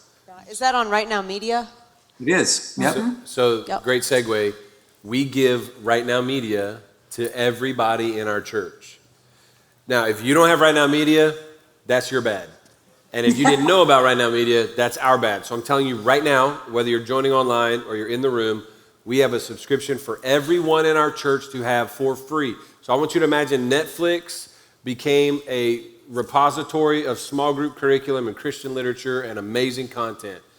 It is the most robust, and you guys can speak to this as well, it is the most robust, well-supplied curriculum. Imagine if you could, I wanted to buy an entire Christian bookstore for everything that I wanted to learn about. Right Now Media is that resource. It's a digitized library of curriculum, you can do family stuff, you can host a small group. When Pastor Willie says host a small group, you go, I don't know what I'm gonna talk about. Just find something on Right Now Media. But how many resources do you guys have, Dr. Parrott, on Right Now Media? Because your subscription is paid for through your tithe dollars, hallelujah.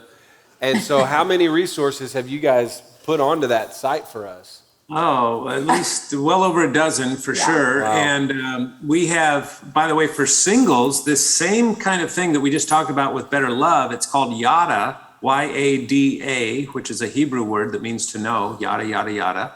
And you know. And so that is also on Right Now. So if you think, man, I'd love for my college age students to go through something like this, that's on there on Right Now. And so obviously Better Love is. I notice you guys have your Time-Starved Marriage there on your coffee table in front of you. And that is also on Right Now Media and at least a dozen others. We want you to leave this event not only encouraged and chubbier from the desserts. We just finished a 21-day fast, so we are ready to feast. You know what I'm saying? Oh, that's awesome. We want you to feel not just well-supplied, but oversupplied, and no excuse not to put in the work. Listen, this is the greatest relationship that you have. No relationship on the planet does God say he joins together to make them one. Only marriage, not dating, not even engagement, not even family of origin relationships. Marriage is the only relation. Jesus said in Matthew 16, what therefore God has joined together, let no one seek to divide. Is that 16 or 19? Jesus said it in Matthew. It's in red. It's the only relationship God has said what God's put together. And so listen, conflict is way easier to get into and way harder to heal and recover from. And I am so grateful for the tools that you have given us as a church, as a family, to grow stronger marriages and healthier marriages. Can we just thank them so far for this amazing content? Awesome. And our Right Now Media link will be on our website. It's on our social media platforms. If you're watching on YouTube, Facebook, Netflix, if you tuned into our MySpace page, you're watching there. It's on your dial-up AOL page, you know. All right, so let's get to some questions. Sure. Are you good with that? Are you excited about that? Thank you for sending them in. If you have questions, you can still send them in. And they populate up the list as they get more, as you guys like the questions more. So first question that we got, and we're going to let you guys handle it. What is the best way to find a balance when your spouse wants more sex than you do? And it's an awkward hush in the room, by the way. You can't, they're like, haha, I'm not responding. No, yeah. I didn't write that question, honey. Yeah, just have the person that wrote that stand up so we can all right. There's 22 likes on that. So where's the balance when your spouse wants more sex than you do? Yeah. I mean, what I love about that question is that, first of all, you're recognizing that you want to honor with empathy, right? What your spouse's needs are, instead of it just being a question of how can I get as much as I need? I didn't hear that. Yep. It's just how do we work out the gap between what we need? Yeah, and again, that comes down to empathy, right? The more empathy you have for each other on that front, on both sides, because it's not just about, it's one way, right? But how do we find that? And, it's that whole thing, where how often do you have sex? Oh, all the time. How often? Well, once a week. How often do you guys have sex? Oh, never. How often? Once a week, right? There's so much that has to do with perception on that. Yeah. And so it begins with empathy. By the way, I think, our friend Gary, who taught us the love languages, Gary Chapman has done the best job of helping us understand what draws us to that place. Yeah, and it's so simple. In fact, he didn't even come up with this, but he popularized it. And it's just how full is your love tank? Right. And, he has, the 5 love languages, of course, everybody knows them. And physical touch is so often equated with sex. Mm-hmm. And it's not about sex. It's about, in fact, when I was talking with Gary just a couple weeks ago for Loveology, and I was saying that so many times I hear guys say, oh, mine's touch, and then he says, well, ask them, do you really appreciate it when you're walking to the grocery store and your wife reaches out and holds your hand? Right. Does that do it for you? Like, that's touch, okay? And so make sure you understand that distinction before you jump to the conclusions on your love language. But if what Leslie's getting at is when you're feeling like there's this discrepancy, and it might be a libido thing, it sometimes is a gender thing. We know that sometimes men have a stronger sex drive than women do, of course. And so all that factors into it. But this idea of how full is your love tank on a scale of 1 to 10 right now? Mm-hmm. And what can I do that would help fill your love tank? Leslie and I call that the big question. Right. And we ask that of each other every week, once a week. Yeah, and to make it not intimidating, we'll say, what's one thing I could do to fill your love tank? So it doesn't feel like, oh my goodness, I'm overwhelmed. Yeah, we used to go, what can I do to be a better spouse to you? And like the other person would roll out a notebook. Well, here we go, okay, Yeah. But just the one big question. And so for this guy, it might be, I want to have sex, on Monday night. And, okay, I can do that with you.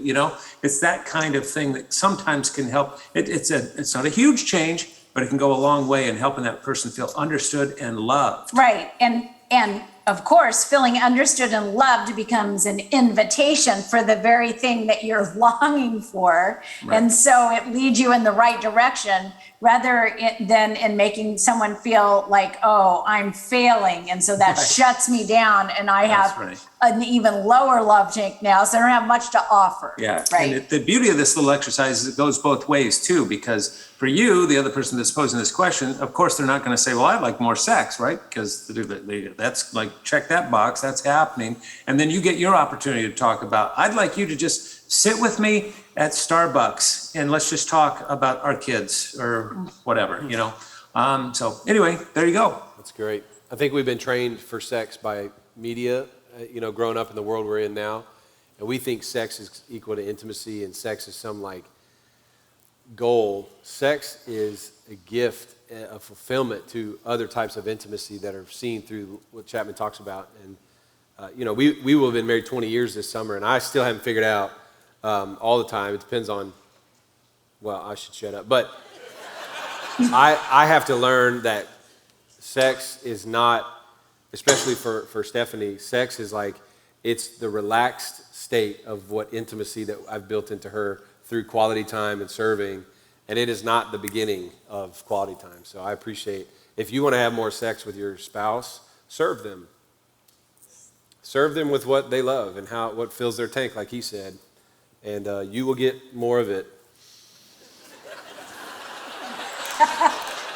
It's a pretty good promise. And if you're not married, that question ain't for you.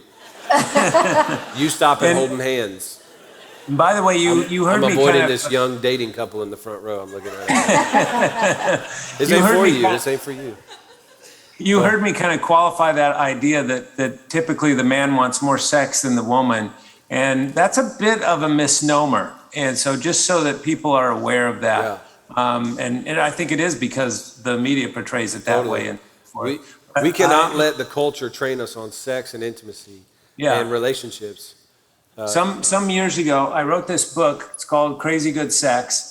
And the very first chapter is looking at 6 myths of marriage, 6 myths of sexuality, particularly with men. And the first one is that men want more sex than women do. And there's lots of research says that's just not the case. So anyway, FYI. What else you got, Stephanie? Did you know that there were a couple amens? That is a...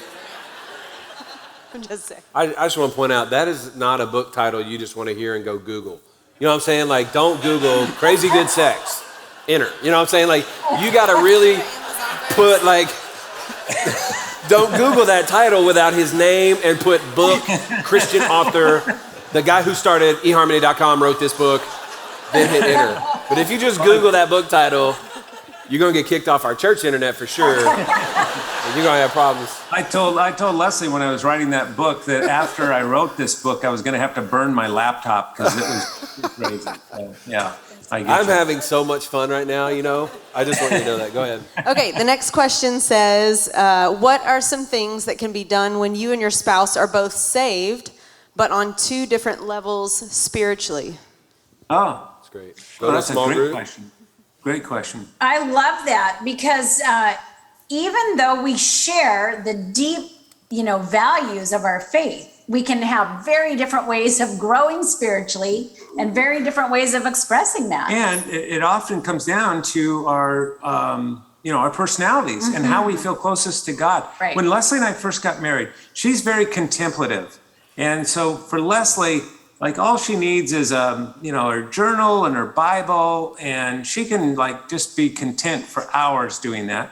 I want to have my commentaries. I want to have, I'm more heady You're more about intellectual in your, I want to take a construct like grace and let's pick it apart and what's it mean and the facets and the etymology and blah, blah, all that kind of stuff. And we relate to God and feel closest to God in such different ways. When we first got married, I remember Leslie was gone for a couple hours and she came home and I said, "Where have you been?"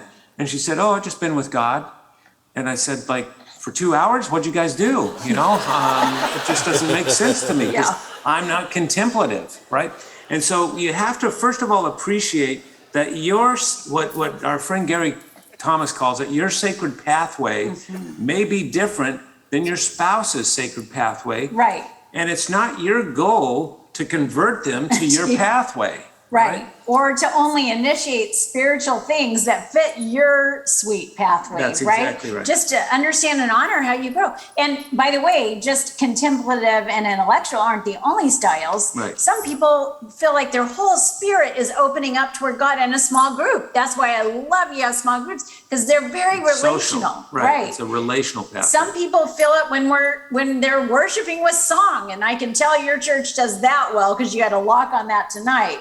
Yeah, and it might be nature for others. Yeah. And it could be service, social service stuff Right. for others. And so there's different ways we feel close to God. And all of them are biblical. That's the thing. Not one of them is more spiritual than the other. And so for this person that's asking the question, that would be my first thing, is to kind of just understand each other's, what do you lean into when it comes to feeling closest to God, and recognize that that's okay to be very different. But here's the little challenge: try to carve out a new pathway together. All right. So for Leslie and me, this was years ago. She's contemplative. I tend to be more, intellectual on it. And so we decided we were going to carve out a new pathway of worship together, and really tuned into that in our church services and places where we were speaking and hearing some terrific music and so forth. And it really kind of brought us closer together, because now we can share that spiritual pathway, that sacred pathway. So does that make sense? Yeah, that's great. I think it's important to recognize you should be both pointing towards Jesus and the Christian faith. So if you're already married to an unbeliever, I'm not going to ever tell you to disregard your marriage. But if you're on the way to marriage and you are not equally yoked with a believer, I would very highly caution against that marriage. In fact, we get into relationship counseling all the time with people who, she goes here or he goes here, but his fiance doesn't. That is a recipe for really deep tragedy in the future, because one of your deepest values is your faith. But we're assuming that we're all heading in the same direction towards Jesus, and realize that those pathways, I love that language from Chapman, those pathways are a complement to each other. She loves prayer. She's like you, Mrs. Parrott, Mrs. Dr. Parrott. She could pray for hours, and I'm like, I got a prayer list, and I'm ready to move on, and I got something to write, and so let's go. And so realizing that that's not in competition, I'm not accountable to be as spiritually prayerful as her, and she's not accountable to the preaching gift and the things that I'm doing. But I've literally counseled couples who they're jealous of the partner's relationship with God because they don't flow with God the same way. You cannot see it as competitive spirituality. In fact, you will find it as a beautiful compliment. That's why a lot of times when we're in meetings, I say, why don't you pray? I don't know if y'all noticed tonight when we started, I said, pray over the service. And so she prayed because she is way more wired and oriented that way. So I love that. But please make sure and realize you are pointing to Jesus. Yeah, and so somewhat along those lines, the next question says, I've become the faith leader in my house. It's exhausting, and I want my husband to be a leader, but he's not. It drives me crazy, and it's so hard. How can I encourage my husband to be the spiritual leader of the household? And this is not uncommon in a military town. Yeah. Again, really appreciate this question. Mm-hmm. It's a really good one. And I want to answer it not as a theologian. I'll leave that to you, Pastor, to talk about that.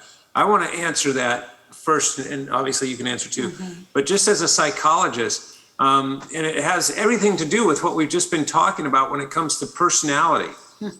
So many times we confuse that kind of leadership with a certain kind of personality. And 8s are almost born leaders on the Enneagram. And by the way, I don't know if I answered your question, Mike, but you were saying, hey, how does this jive with other assessment tools and so forth? And we license the DISC. We've done a lot of things to the DISC to make this thing work for couples and so forth, but we license that. That assessment is one of the most researched personality tools in the world. Started at Harvard University before any of us were born. Right. And so that idea of your personality as being, you're the leader because of your personality. Certain kinds of personalities gravitate towards those visible leadership positions. And so if you don't have that and you marry somebody that does, and they aren't the spiritual leader of the house, it's a personality issue. It's not a spiritual issue. Am I right? Yeah, not always. And there are so many issues. It might be confidence. It might be a sense that I have a knowledge base in this, that I have integrity, that I know how to, step into my own spiritual growth. I can't lead my family somewhere I haven't yet experienced, and I'm still maturing in this area. So, someone who's just being authentic. I'm trying to take my own journey and I want to bring you with me, but I can't go further than I've gone. Yeah. So you have to honor that with humility. But don't miss when they initiate a spiritual activity that might not just be your primary pathway. So often we can miss that because we're looking for the thing, if mine's contemplative and I think, man, you should be getting up early and getting in that, prayer closet for hours, that's how you're going to lead our family. And that would not be your first approach to spiritual leadership, right? So sometimes we just miss the nuances and we overlook the gifts we're being given just because it doesn't look like we thought it would. And there's different kinds of spiritual leadership. Some people are highly expressive. Some of you are married to someone and you never ever have to wonder whether something is bothering them. All right. You never have to wonder whether something is bothering them because they're going to tell you with their words, and they have lots and lots of words. And then some of you are married to people that are inexpressive. Yeah. And they're thinking and feeling things, but they ponder them deeply privately, and they're not going to share them with you unless they get stuck and can't figure it out for themselves. And again, it's the DNA. It's your person. It's your hardwiring. And so if you're married to a guy, for example, that is inexpressive, and you're waiting for him to be like Billy Graham, well, you're going to wait a long, long time because it's just not in him to be that kind of a spiritual leader. So you have to contextualize it within that personhood. And of course, different churches have different contexts for spiritual leadership and so forth. So that's why I said, Mike, I'm answering this as a psychologist, not as a theologian, but it's something to consider. In general, the way the Holy Spirit works, the way grace works, the way God works is he is always inviting us to step into more. He meets us where we are and he invites us to step into more. And guilt is not an invitation. Guilt gets us stuck. So that's where, curiosity about each other. Hey, how are you feeling about your connection with God right now? Do you feel comfortable when we're trying to pray together? Or is that feeling like, you're a little lost? You don't have words for out loud prayers. Being curious instead of judgmental is what does invite us to more together. Right. Can I just add, first of all, you guys have 5 more minutes, then we'll wrap up. I want to hit some fast questions with them. Are you enjoying this so far? So I do want to, can I answer a little bit of this from a theological perspective? Sure, of course.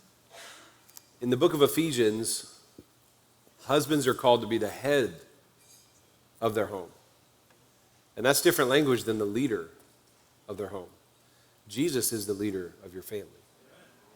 Men, I don't ever want you to be Jesus. I want you to be the head, the covering. You're the one responsible unto the Lord for your home. But don't squelch the gifts in your wife that may be to lead.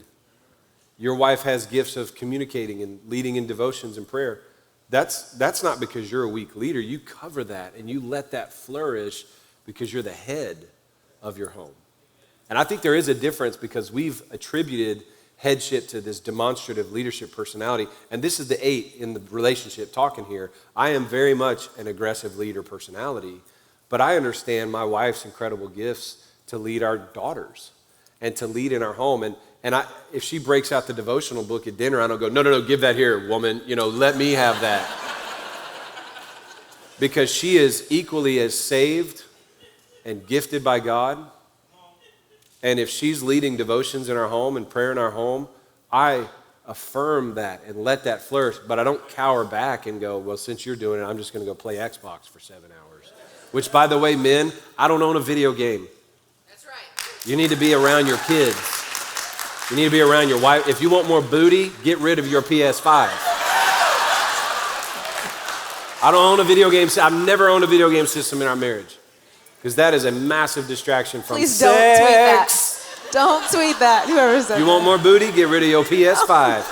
Hashtag my pastor said it. Hey, but men, seriously, I want you to be the head, the spiritual covering. You're the defender of your home, you're the protector, and you're the, listen, what Jesus did as the head of the church is he gifts us so that we flourish. And so headship and leadership, I think, are two different conversations that sometimes we confuse, and then a man is feeling like, like my wife has incredible leadership gifts. Y'all have heard her preach. She's a great leader. And for me to just be this person that doesn't let that flourish is not good headship. But you need to be the spiritual covering, and you need to lead in your home in that way for sure. Even if your gifts are not to preach all this, the devotionals in your home. I'm a preacher full time. Are you kidding me? And I love that she leads that stuff in our home. So I think headship is a unique part of that conversation. So men, I do want to challenge you. We talk about this in our men's night. Rise up, man. Walk in the gift that God's called you to head up the things of God in your home, and let your wife flourish in those things and cheer her on, champion that in her. And it's still a partnership. You're one flesh. It's not a competing spiritual dynamic. Yeah, I know we're going to finish up here with a few quick questions. We're going to just shoot your way, so if you can give us a short answer. But before I do that, have you guys noticed how positive they've answered every one of these questions? Like, I feel like some of these questions have been negative, like, oh, our sex drives are different. How do we balance that? And they're like, look for the good. How do we conflict? We spent all this session on conflict. And they were like, what's the one good thing you can find when you're conflicting? Did you guys notice that? It's not negative. So I just really appreciate how you guys find a positive spin. And I think that's a big takeaway that was unspoken tonight in your marriage, that we need to go from here. Things aren't perfect. We all know that. We're married. Life is hard. Challenges arise. Kids in the mix. I mean, there's just a lot of things happening in our world. But if we can find the positive thing to dwell on, we're going to make it. And so I just wanted to say that like intermittently here, because that's been one of my greatest takeaways. You guys have such a positive way to pull out of any negative situation. So thank you for that. Really great. That's so kind of you. Thank you very much. That's awesome. So to be really churchy here, Sister Leslie, speak to this quickly. What, as we're starting to have children, what are major questions we should discuss together in regards to how we raise our kids together? I mean, I love that question, because I think what that leads to is what we really feel about parenthood is, it's not even what you do, it's who you are as a parent. And so when you as a couple start to decide what kind of parent do we want to be, right? And that's mostly about your values. Right. That you're sharing as a couple. Because so much in parenting is caught rather than taught. And right. So that's the quick answer on that one. In our first year of marriage, what are some points of contention we should expect? Potential pitfalls, guardrails we should put in place?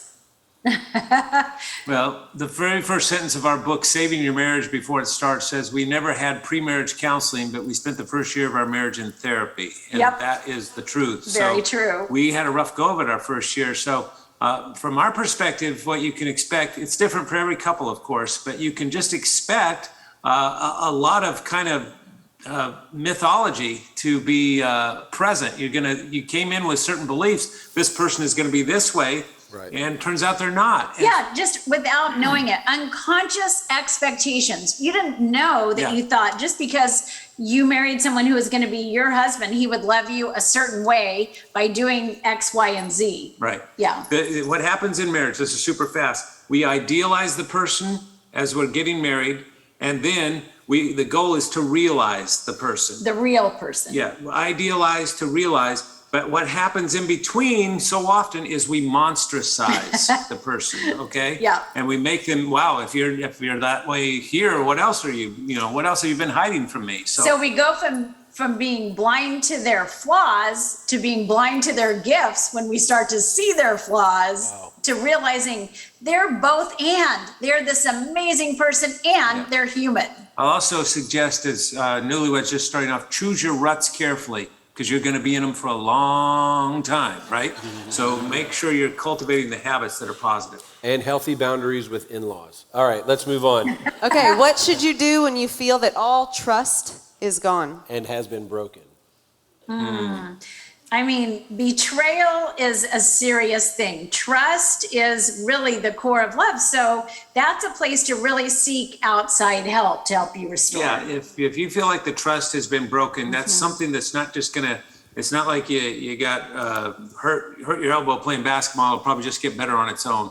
you really need some professional help on rebuilding the trust, because what happens there is that you've got to have some kind of this incremental plan of building it back. And it's usually an objective person that can help you do that more effectively than you can do that on your own. So good. And small groups are a great place to learn that. Did you know that we do small groups here? I've heard. I didn't know, but that's good to know.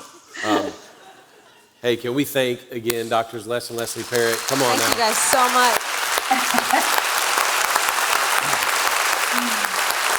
Hey, I want to ask, before you go, and Pastor Elmer's going to come up, we're going to close in a moment, and we will pray over the church family here together a little bit more intimately as we close out, and then we're going to an after party, and we're going to have a great time. I do want to remind every one of you of a couple things. If you haven't taken the assessment or you're watching later online, you need to get this assessment in your hands, take the action steps, and do those date night projects, do the action steps. If you don't have right now media, it is yours to have. It is a huge database, and their materials are there. And if you're ready to host a small group or participate in groups, you need to meet with Pastor Willie to host right after this for 5 minutes. And then those of you that aren't in a small group, sign up today. You saw the benefit, and they're all saying, I wish I would have done it sooner. So please don't leave this event or this digital experience without connecting to a small group.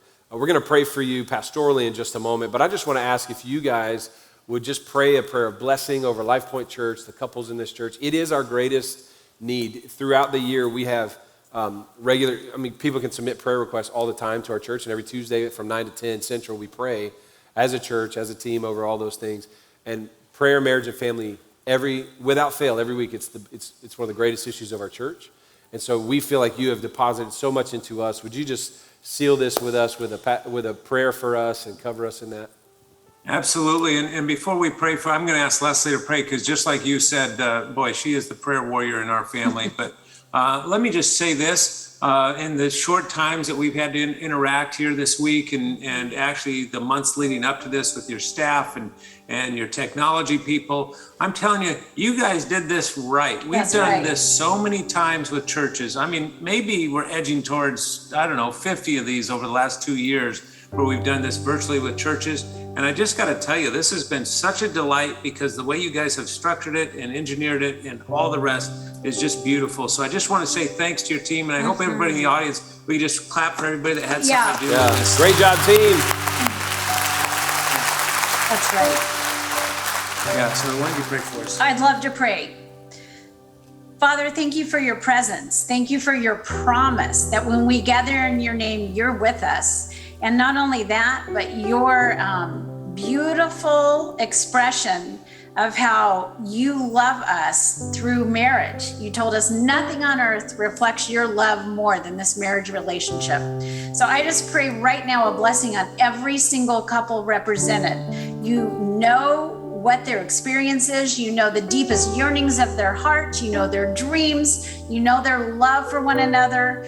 Would you please meet them where they are? Would you hold them? Would you lead them? And would you inspire them to remember everything that's helpful and forget anything that was confusing? Would you just bless them as they leave this place with the promise of your presence, with the deepening of their love, and just be in every day of their unfolding future? We pray this in your name. Amen. Amen. Can we thank them one last time, everybody? Come on now. Thank you, guys. So great.